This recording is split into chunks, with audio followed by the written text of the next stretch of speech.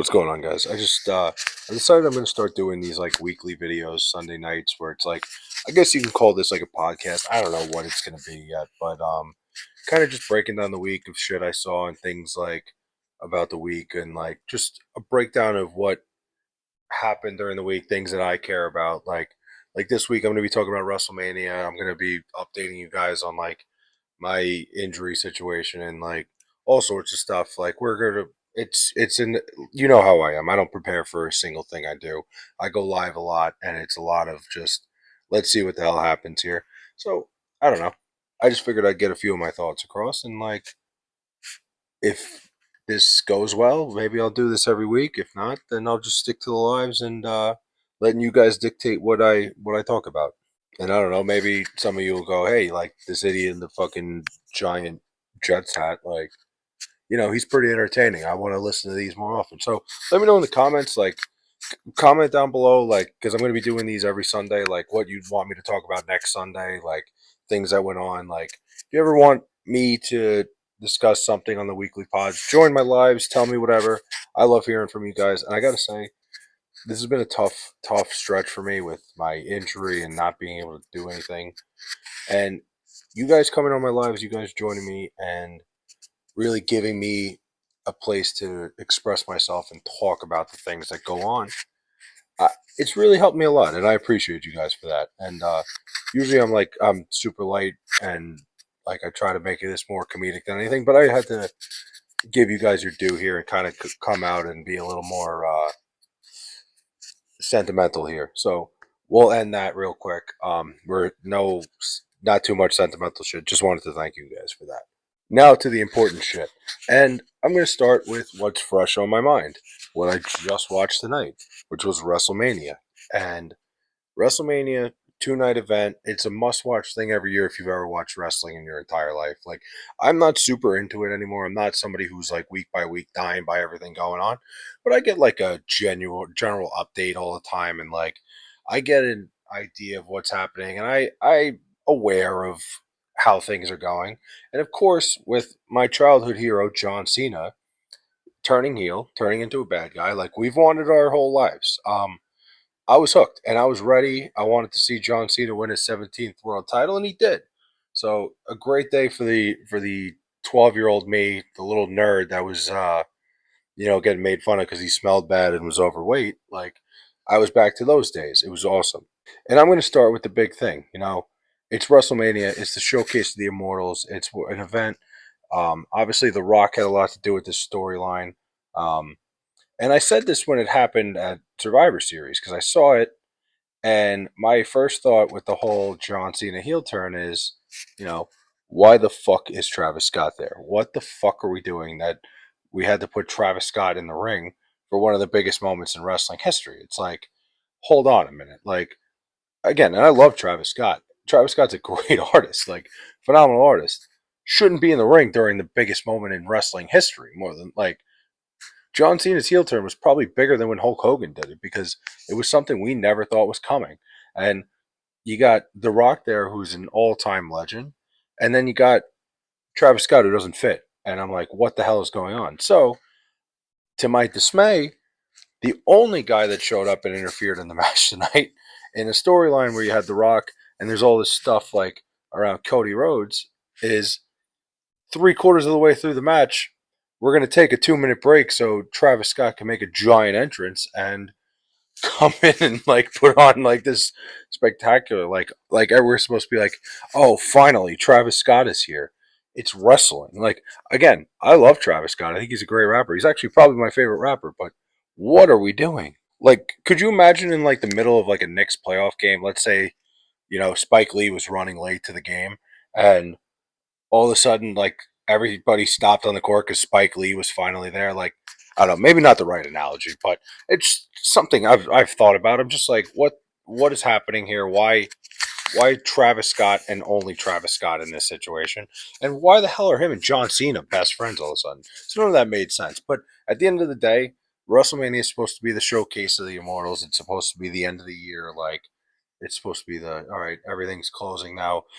And oh my God, if that's the future of wrestling, if this is Triple H's WWE, you lost me as a fan because there were a couple great matches. There was some entertaining stuff, and there's a lot of guys on the roster now that I enjoy watching, like from time to time. But I am not getting my hopes up for the future of the wrestling company I grew up loving, and stuff like tonight, like you just threw Travis Scott out there to be like, "Hey, Travis Scott is here." Absolutely fucking insane. Like I didn't get it whatsoever. So that's really my thoughts on WrestleMania overall. Um, Seemed like a very whatever show, and feel bad for the people that paid all that money for 2 nights of absolute dog shit. Shout out Triple H, Hunter Hearst Russo, for totally blowing uh 2 nights in Vegas. Now moving on to more personal stuff, not too personal, but like obviously I'm a giant New York sports fan, so the big things going on in New York sports is like, as far as I'm concerned, are the Mets are the best team in baseball right now. Everybody knows it. Um, and more importantly, the Knicks are up 1-0 in a series that they're probably going to win in four. And let me tell you, that Knick game was so much fun. I actually went down to Richmond this weekend to hang out with my mom for Easter, and we went out. We watched the Knicks, and I had a great time. What a win! Malik Beasley, shout out Malik Beasley for waking up the beast. Running around, smacking the ball out of people's hands. Like, way to go, jackass. When you're in Cancun next week, I don't know. You're gonna look like a jack. I don't know. I don't really know where I was going with that. Again, I don't really plan a lot of things. I'm trying to talk shit about Malik Beasley, but like, problem is like he hasn't been relevant to me ever in his basketball career, so I don't even have any jokes lined up for the guy. But like when you think about it, the time it is to be alive for a fan like me, you know, a fan of the Knicks, a fan of the Mets, like the Knicks are absolutely buzzing. Like I said, they're going to beat Detroit in 4 games. Um, they're well, they're well positioned to win a title this year. I think. Like, don't get me wrong, the Celtics are really good, the Cavs are really good, but it's the New York Knicks, baby. There's magic. There's always magic involved with the fucking Knicks, and it's been a fun year. I can't wait to ride the wave all the way to a title this year. The Knicks will shock the world, and on top of it, the Mets are the best team in baseball. So New York is really the epicenter of the sports world right now, and it's a great time. What a time to be alive! As a sports fan, as a fan of New York sports, we are the luckiest people on earth right now. Having a championship parade that I'll be going to in June for the Knicks, knowing I'm going to have another one in November for the Mets, it's going to be a great year for New York sports, and I'm so fired up. So yeah, again, like I said, New York, epicenter of the sports world. It's a phenomenal feeling. It's about time. And of course, it wouldn't be a Flay video without me telling a story of something insane that happened to me. So, of course, on my way down to Richmond, there was nothing. Of course, everything was chaotic. I was at City Field Friday night for Francisco Lindor's walk-off home run, and pretty much left straight from there to get to the airport to fly down here because this was such a last-minute decision. This was something that I hadn't planned out. I My mom called me Friday, asking me what I was up to, and she was telling me about her Easter plans. And then when I was like thinking, I'm like, I got nothing going on this weekend. Like, how am I not going to go see my mom? How am I not going to like? She's having Easter by herself. She's like, she bought all these like lobster tails and like she's cooking like a fancy dinner to have by herself. I'm like, you know what? Screw it. I'm going to go to the Met game, and then I'm going to go hang out with my mom. So that's how it went. And of course, like I said, crazy story time. Um, I flew out of Newark Saturday morning, right? Um, I I get to the airport and I'm there at like it's like 2:30 in the morning. My flight's at 5:30. I'm sitting there. I'm like kind of dozing off, right? And I'm charging my phone. So I'm sitting there, and all of a sudden, like I feel like my phone move, right? I feel it like it's on my lap. I'm not like completely dozed off, but I feel like something like my phone is on the move right now. And I open my eyes. There's this guy standing over me, and I go, "Can I help you?" He's like, "Oh yeah, I'm sorry." He goes, "I didn't have a charger, so like I saw you were falling asleep, and I figured I'd charge my phone for a little bit because I got my tickets on my phone, and like I don't want my phone to die." And I was like, dude, get the fuck away from me. Like, who, like, you really were just going to grab my phone and use my charger? Like, the audacity of some people.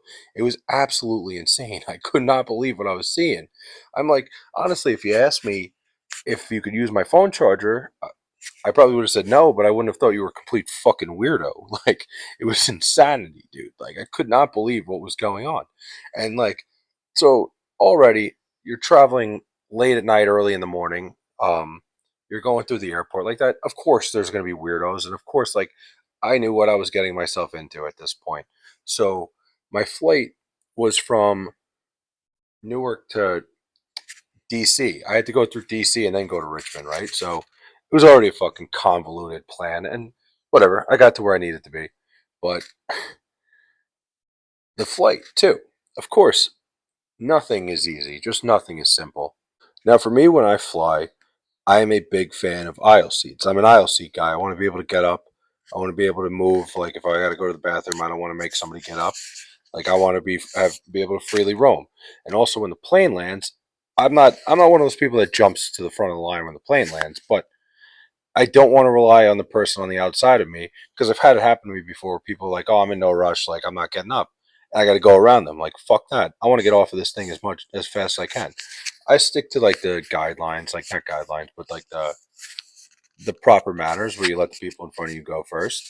Um, so I get on the plane and there's somebody sitting in my seat. This lady's sitting in my seat, and I'm like, "Hey, that's my seat." She goes, "Oh, hey, do you mind switching? Like I got the window seat, but I like the aisle." And I'm like, "Yeah, I mind. I'm not switching seats. I picked this seat for a reason. I'm an aisle guy." And she was like, kind of being like a little bit like she was upset about it, but whatever. She moved. She sat there. Um, but like then all of a sudden she goes, "Excuse me." She's like looking behind her the whole time. I'm like, "What the fuck is this lady doing?" She gets up and takes her stuff and walks 2 rows back and sits in an aisle seat, right? So right away, like the flight attendants were like, "What in the hell is this lady doing? Like, why is she like moving around like this?" So they go up to her. They go, "Ma'am, like, what's your seat number?" And she goes, "Oh well, it's I forget what it was. I think it was 11C. I was in 11D or something like that." And she's like 11C, and they were like, "Oh well, you can't just move your seat." And she goes, "Well, I wanted an aisle seat and nobody was sitting here. So unless somebody comes, I'm going to sit here." And they're like, "That's just not how this works." So right away, I'm like, holy hell, it's way too early in the morning for this shit. Like, if this lady forces like the cops to come on here and deport it, then this is going to be a problem.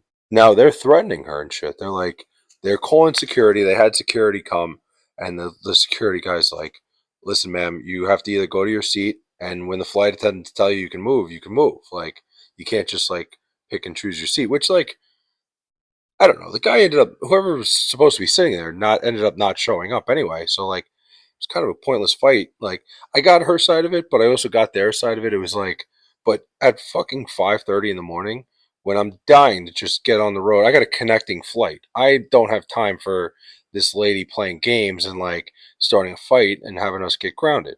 So luckily for me, the people around us, a lot of people were doing the same thing because like Dulles is one of those airports where it's a lot of connections. So there were people like, "Man, just figure it the fuck out because I have a connection. Like, we can't afford this." Like, it was great. Like, everybody on the plane was against her at this point, and she ends up getting up and she sits next to me. So now I got to deal with her, and she's trying to explain her point to me, and I have my headphones in. I'm like, I don't want to listen to this. I literally said to her, I'm like, I don't really care. Like, I'm just trying to get there. Like, this lady had the audacity to like try to explain to me why she was right, and I was like, truly, don't give two shits. I think like let's just get there. Doesn't matter. And then all in all, Richmond, great trip, great city. Love Richmond. Like one of the better cities on, probably one of the more underrated cities on the East Coast.